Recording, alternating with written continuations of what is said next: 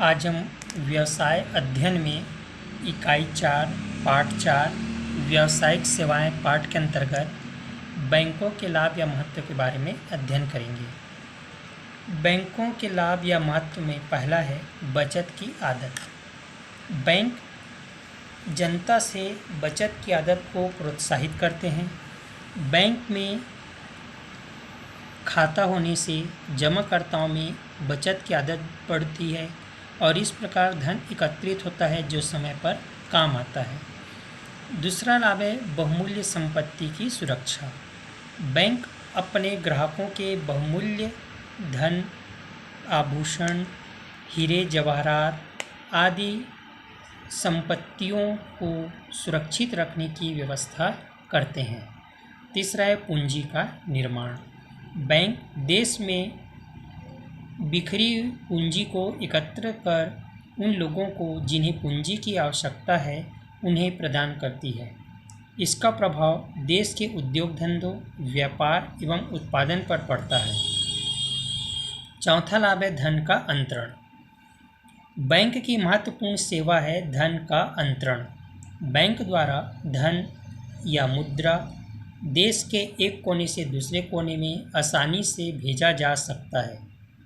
इतना ही नहीं, बैंक विदेशों में भी रुपया भेजने में सहायक होते हैं क्योंकि इनकी शाखाएं विभिन्न देशों में फैली हुई होती है। पांचवा है यात्री चेक की सुविधा। बैंक द्वारा यात्री चेक का निर्गमन किया जाता है जिसे बैंक की किसी भी शाखा पर प्रस्तुत करने पर राशि उपलब्ध हो जाती है। छठवां है भुगतान की सुविधा। बैंक की सहायता से भुगतान किए जाने पर दोनों पक्षों को लाभ होता है। रकम या राशि को गिनने एवं परखने की आवश्यकता नहीं होती। सातवां है व्यापार में सुविधा। बैंक देशी और विदेशी दोनों प्रकार के व्यापार में सहायता करती है। विदेशी व्यापार में भुगतान और वसूली को सरल बनाती है। आठवां साख की सुविधा। बैंक अपने ग्राहकों को साख की सुविधा प्रदान करती है। साथ ही बैंक अपने ग्राहकों को साख संबंधी सूचना प्रदान कर उनकी साख में सहायता करती है।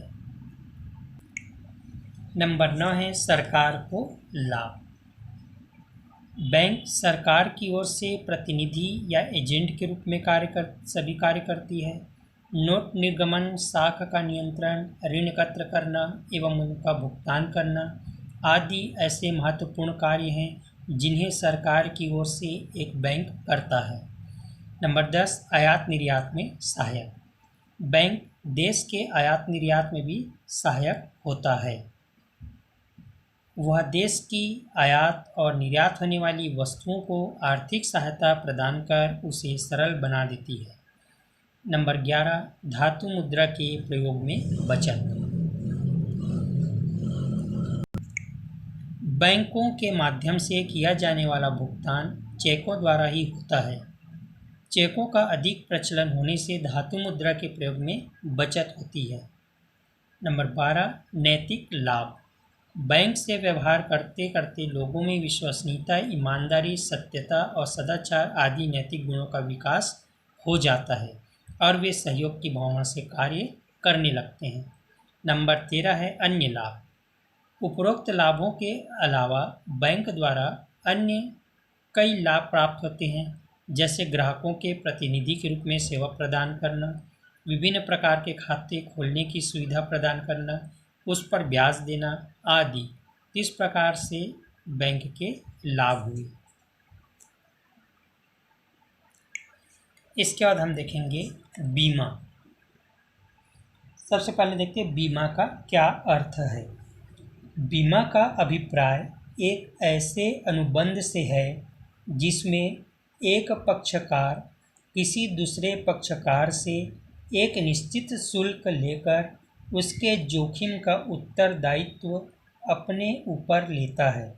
इस अनुबंध के अंतर्गत बीमा कंपनी बीमा कराने वाले को एक निश्चित अवधि की समाप्ति अथवा किसी घटना के घटित होने पर एक निश्चित धनराशि देने का वचन देती है, जिसके बदले में बीमा कराने वाला व्यक्ति बीमा कंपनी को एक निश्चित शुल्क अदा करता है। तो इस प्रकार से बीमा का अर्थ है, बीमा एक करार या अनुबंध है जिसके अंतर्गत एक पक्षकार दूसरे पक्षकार की क्षतिपूर्ति करने का वचन देता है।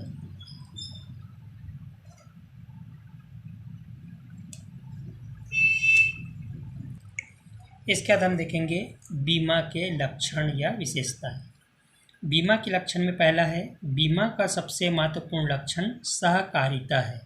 सहकारिता के सिद्धांत पर बीमा आधारित है। दूसरा, बीमा के लिए जोखिम का होना आवश्यक है। यह जोखिम व्यक्ति या वस्तु से संबंधित होता है। तीसरा, जोखिम पर्याप्त मात्रा में होना चाहिए। चौथा, बीमित व्यक्ति या बीमित वस्तुओं की संख्या अधिक होनी चाहिए। पांचवा, 2 पक्षकार होना चाहिए। छठवां, बीमा की राशि निश्चित होती है। और नंबर 7, बीमा के लिए दी जाने वाली प्रीमियम की राशि एवं समय निर्धारित हो। ये मुख्य विशेषता है बीमा की।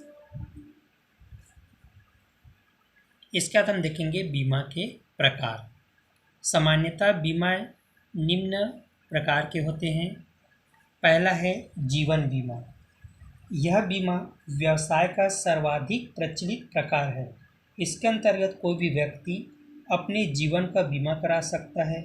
जीवन बीमा में बीमाधारी को निश्चित प्रीमियम का भुगतान करना पड़ता है, जिसके फलस्वरूप निश्चित अवधि से पूर्व उसकी मृत्यु पर उसके उत्तराधिकारी को या निश्चित अवधि तक जीवित रहने पर स्वयं उसे बीमा कंपनी से पूर्व निश्चित रकम प्राप्त होती है।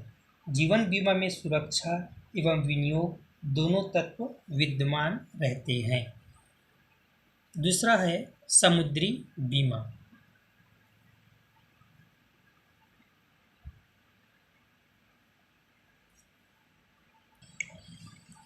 दूसरा है अग्नि बीमा। इसके अंतर्गत बीमा कंपनी बीमाधारी को निश्चित प्रीमियम के बदले यह आश्वासन देती है कि यदि उसकी संपत्ति को अग्नि से क्षति होती है तो वह बीमे की राशि तक की क्षति को पूरा करेगी। यदि बीमा अवधि में अग्नि से कोई क्षति न हो तो बीमा अवधि पूरी होने पर बीमाधारी को कुछ भी प्राप्त नहीं होता। अतः अग्नि बीमा में केवल सुरक्षा तत्व विद्यमान होता है, विनियोग तत्व नहीं। तीसरा है समुद्री बीमा। इस बीमा का संबंध समुद्र में चलने वाले व्यापारिक जहाज़ों से होता है। वर्तमान अंतर्राष्ट्रीय व्यापार में जहाज़ से माल एक देश से दूसरे देश को भेजा जाता है। रास्ते में जहाज़ के क्षतिग्रस्त होने या किसी प्राकृतिक कारणों से माल या जहाज़ के नष्ट हो जाने से रक्षा करने हेतु समुद्री बीमा कराया जाता है। तो इस प्रकार से बीमा के मुख्य 3 प्रकार हैं, जीवन बीमा, अग्नि बीमा और समुद्री बीमा। इसके बाद हम देखेंगे अग्नि बीमा और समुद्री बीमा में क्या अंतर है। पहला, अग्नि बीमा में वास्तविक हानि या बीमा की राशि जो कम होती है वह प्राप्त होती है, जबकि समुद्री बीमा को वस्तु के बीजक मूल्य से 10 या 15% अधिक राशि प्राप्त होती है।